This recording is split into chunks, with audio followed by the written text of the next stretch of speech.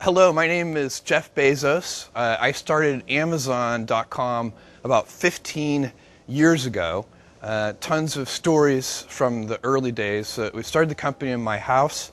We didn't have enough electric power in the house at a certain point. We only had about 4 employees then, but we already had enough computers and computer servers that we had to string these big orange electric extension cords from every room in the house to get enough power into the room where the office was. So we were basically, all the circuit breakers were flipping. We couldn't plug a vacuum cleaner in anywhere without flipping all the circuit breakers. So we finally had to move to a real office. When we launched the store, we made a very early mistake. It's one of my favorite software bugs of all time. We found that customers could order a negative quantity of books, and we would credit their credit card with the price, and I assume wait around for them to ship us the books. We fixed that one. It's fixed. And we've made a bunch of other mistakes over time, but we've learned a lot. My whole body is covered in scar tissue.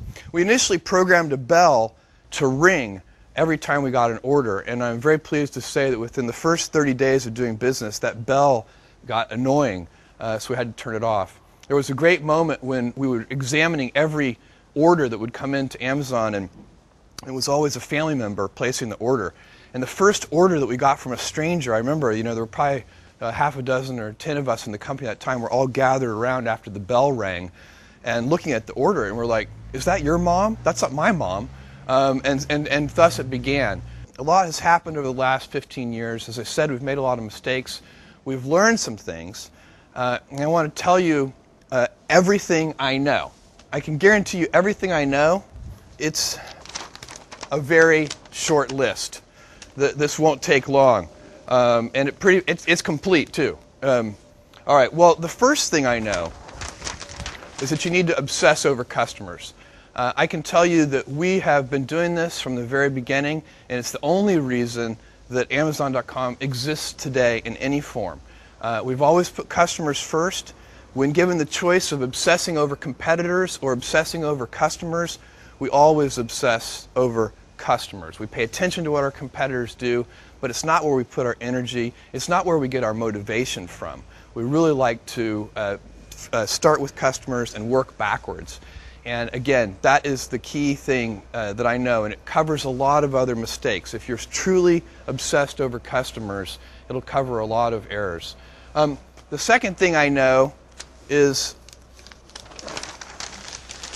invent. It's really important to invent. Anytime we have a problem, we never accept either or thinking. We try to figure out a solution that gets both things. And that often requires invention, but you can invent your way out of any box if you believe that you can. And what we talk about is inventing on behalf of customers. It's not a customer's job to invent for themselves. You need to listen to customers. It's critical. If you don't listen to customers, you will go astray. But they won't tell you everything, and so you need to invent on their behalf. And that focus on invention has served us well. Some of the recent things, even Kindle, not just Kindle, but EC2, the Elastic Compute Cloud, these are things that we would have never gotten to if we didn't have an inventive culture. But also, those are kind of large grain things, but there are small things too. And then, think long term. This is really critical.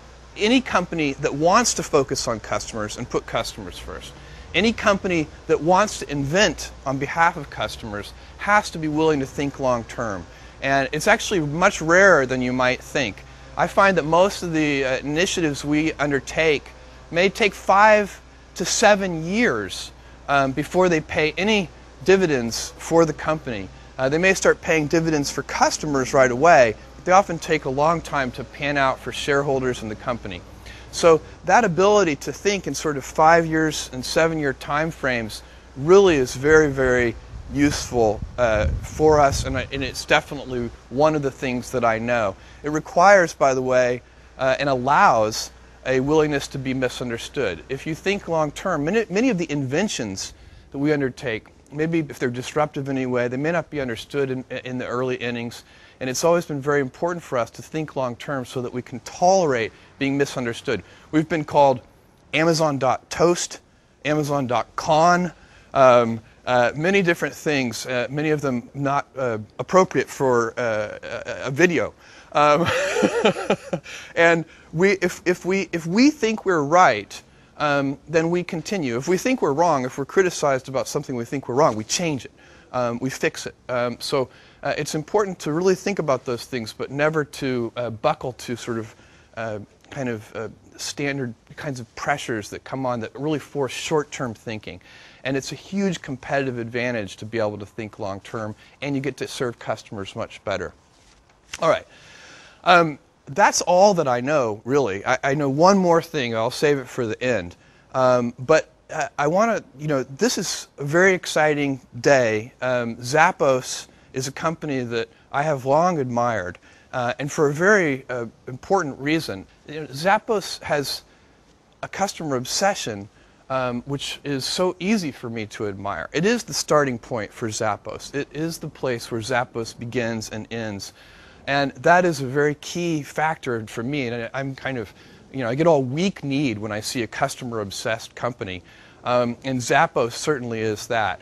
Zappos also has a totally unique culture. It's unique. I've seen a lot of companies, and I have never seen a company with a culture like Zappos's. And I think that that kind of unique culture is a very significant asset, and I'm super excited about that. I've spent a lot of time talking with Fred and Alfred and Tony, and I have a good feeling for how important that culture is to Zappos, the Zappos brand, the Zappos customers, the Zappos employees. And that culture and the Zappos brand are huge assets that I value very much, and I want to see those things continue.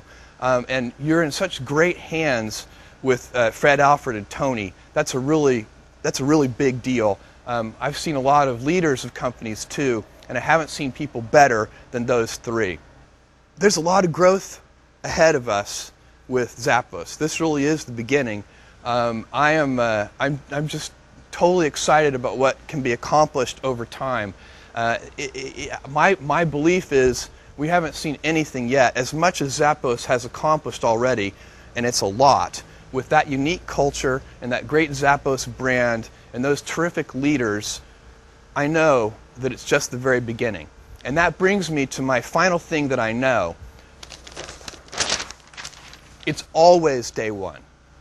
There's always more invention in the future, always more customer innovation, new ways to obsess over customers. I'm super excited about Zappos. Thank you.